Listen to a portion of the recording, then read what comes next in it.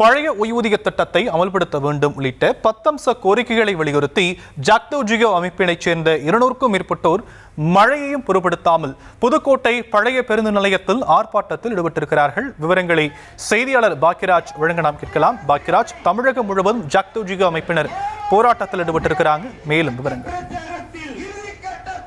புதுக்கோட்டை பழைய பேருந்து நிலையத்தில் ஜாக்டோ ஜியோ அமைப்பின் சார்பில் 10 அம்ச கோரிக்கைகளை வலியுறுத்தி கண்டன ஆர்ப்பாட்டம் நடைபெற்று வருகிறது. இதில் 200க்கும் மேற்பட்ட ஜாக்டோ ஜியோ அமைப்பினர் பங்கேற்று தங்களது கோரிக்கைகளை வலியுறுத்தி முழக்கம் எழுப்பினர்.